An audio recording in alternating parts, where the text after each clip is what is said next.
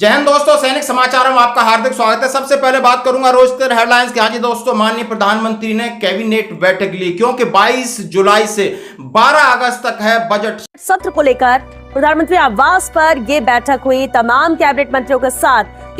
22 जुलाई से शुरू हो रहा है संसद का बजट सत्र और इसमें क्या क्या मुद्दे होंगे उसके ऊपर। और आज केंद्रीय कर्मचारियों ने हड़ताल दिवस, चेतावनी दिवस सरकार को 34,000 करोड़ रुपए हमारा वापस करो, डीएडीआर को करो बहाल और हमारी 5 मांगे करो मंजूर, क्योंकि 23 तारीख को बजट सत्र है दोस्तों। और मैं बात करूंगा शहीदों का बदला, यानी एक्सर्विसमैन ने कहा यदि जरूरत पड़े तो हम जाएंगे बॉर्डर पर।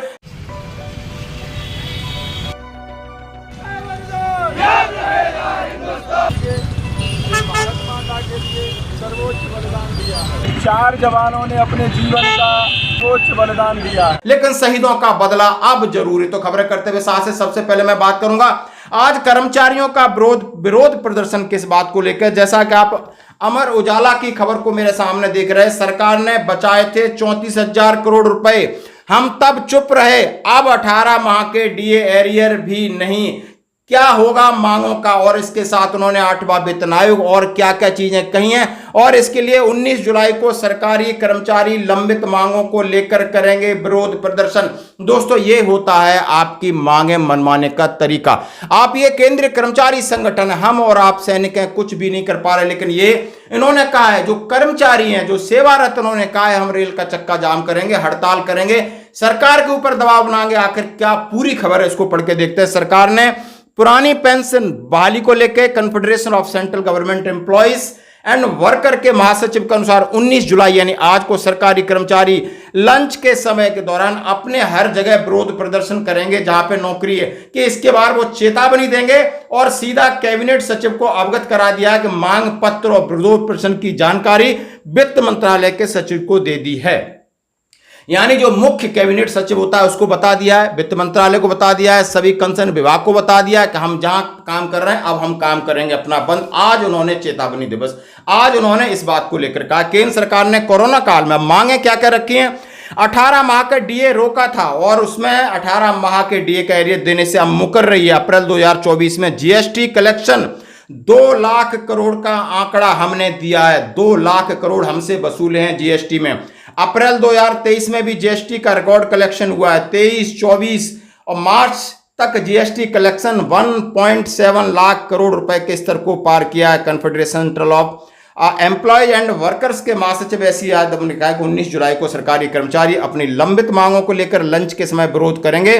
पुरानी पेंशन बहाली, 8वां वेतन आयोग का गठन, केंद्र सरकार में खाली पड़े पदों को भरना, और ये उनकी मांग रही है। उनके मुताबिक कोरोना काल में जो कहा है कि 34,402 करोड़ रुपए बचाए थे, बिल्कुल हमारा देश, हमने सहयोग किया। अब आपने कहा है हमारी अर्थव्यवस्था पटरी पर आ गई है, सरकार ने दुनिया में डंका बजा दिया है, अर्थव्यवस्था की रफ्तार पकड़ ली है, जीएसटी कलेक्शन से मालामाल हो गए हो, फिर आप 18 महीने का डीए का एरियर क्यों छुपा के बैठे हो? आपने इतना पैसा आपने कमा लिया है हमसे। तो सरकार से कहा गया इस प्रकार एयर को एक मुश्त के रास पर तौर नहीं देना चाहती तो 3 किस्तों में दीजिए, कम कम करके दीजिए। और उन्होंने कहा है सरकार पुरानी पेंशन बहाली के बाद उन्होंने सीधा कहा है कि आप 8वें वेतन आयोग का गठन करिए।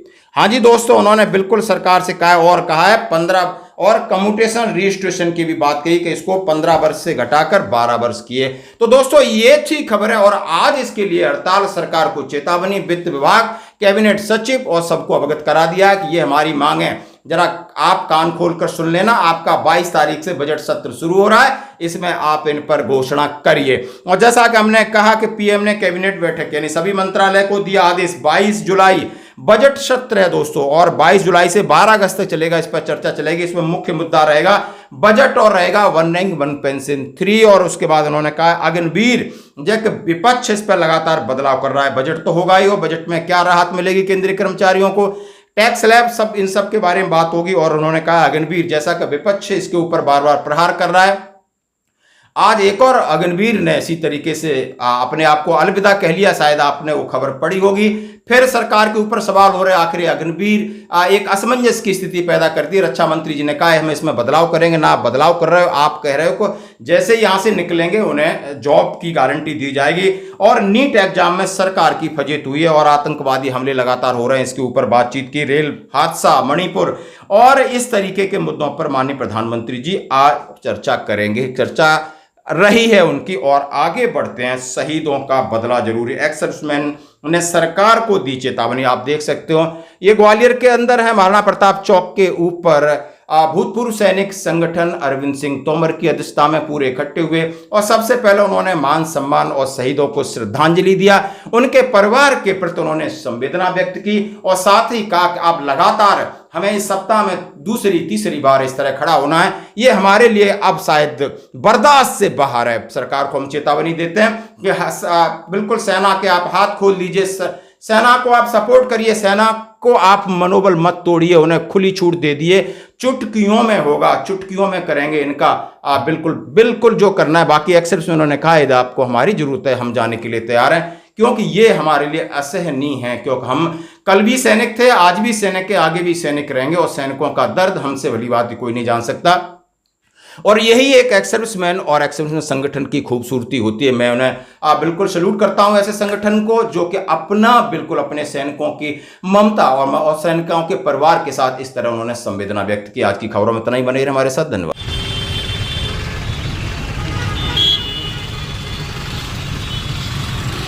इस भारत माता के लिए सर्वोच्च बलिदान दिया है।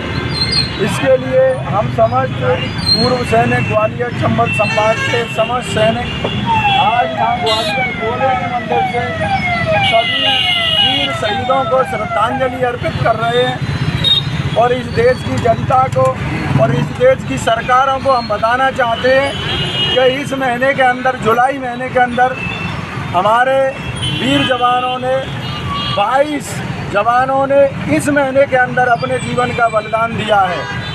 तो इस देश की जनता से और इस देश की सरकार से हम ये कहना चाहते हैं, आखिर ये खूनी खेल कब तक चलेगा? इसके नाम पर ये राजनीति हो रही है।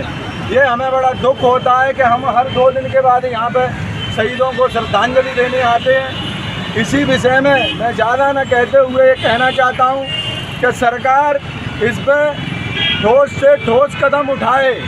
जिस हिसाब से भारतीय सेना में और जो देश की अपनी जो भारतीय सेना, तीनों सेनाओं, जिस हिसाब से अपने जीवन का जो सैनिक बलिदान दे रहे हैं, बड़े ही दुख का विषय है। और ये आम जनता को नहीं पता है, जिनके परिजन हैं, जिनने किसी ने अपनी बहन ने अपने भाई को खोया है, किसी माता ने अपने बच्चे को खोया है और किसी पत्नी ने अपने पति को खोया है, इसकी वेदना वो ही समझ सकते हैं। तो मैं यहाँ से ज़्यादा न कहते हुए सरकार से आह्वान करता हूँ कि इस पर जल्द से जल्द कार्रवाई हो और इस पर प्रतिबंध लगे।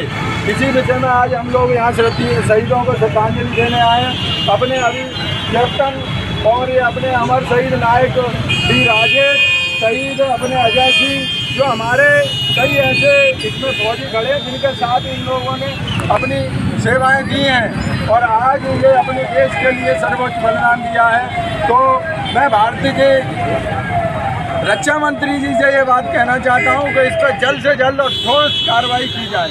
धन्यवाद। जय हिंद, जय भारत। बोलो भारत माता की जय, माता की जय, माता की जय। शहीद अमर रहे, अमर रहे, अमर रहे। शहीद अमर रहे, अमर रहे, अमर रहे। शहीद अमर रहे, अमर रहे, अमर रहे।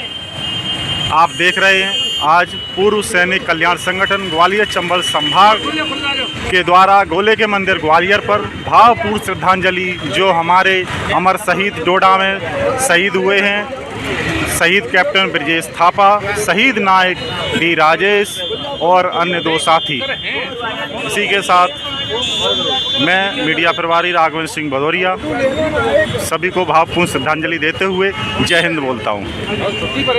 जवानों ने अपने जीवन का इस देश के लिए, इस भारत माता के लिए सर्वोच्च बलिदान दिया है। इसके लिए हम समस्त सैनिक ग्वालियर चंबल संभाग के समस्त सैनिक आज यहाँ ग्वालियर गोले के मंदिर से सभी शहीदों को श्रद्धांजलि अर्पित कर रहे हैं। और इस देश की जनता को और इस देश की सरकारों को हम बताना चाहते हैं कि इस महीने के अंदर, जुलाई महीने के अंदर, हमारे वीर जवानों ने 22 जवानों ने इस महीने के अंदर अपने जीवन का बलिदान दिया है। तो इस देश की जनता से और इस देश की सरकार से हम ये कहना चाहते हैं, आखिर ये खूनी खेल कब तक चलेगा? इसके नाम पर ये राजनीति हो रही है। ये हमें बड़ा दुख होता है कि हम हर 2 दिन के बाद यहाँ पे शहीदों को सरकार इस पर ठोस से ठोस कदम उठाए। जिस हिसाब से भारतीय सेना में और जो देश की अपनी जो भारतीय सेना, तीनों सेना जिस हिसाब से अपने जीवन का जो सैनिक बलिदान दे रहे हैं, बड़े ही दुख का विषय है। और ये आम जनता को नहीं पता है, जिनके परिजन हैं, जिनने अपने किसी ने अपनी बहन ने अपने भाई को खोया है, किसी माता ने अपने बच्चे को खोया है और किसी पत्नी ने अपने पति को खोया है, इसकी वेदना वो ही समझ सकते हैं। तो मैं यहाँ से ज़्यादा न कहते हुए सरकार से आह्वान करता हूँ कि इस पर जल्द से जल्द कार्रवाई हो और इस पर प्रतिबंध लगे। इसी विषय में आज हम लोग यहाँ शहीदों को श्रद्धांजलि देने आए। अपने अभी कैप्टन और ये अपने अमर शहीद नायक राजेश शहीद अपने अजय जी, जो हमारे कई ऐसे इसमें फौजी खड़े हैं जिनके साथ इन लोगों ने अपनी सेवाएं दी हैं और आज इन्हें अपने देश के लिए सर्वोच्च बलिदान दिया है।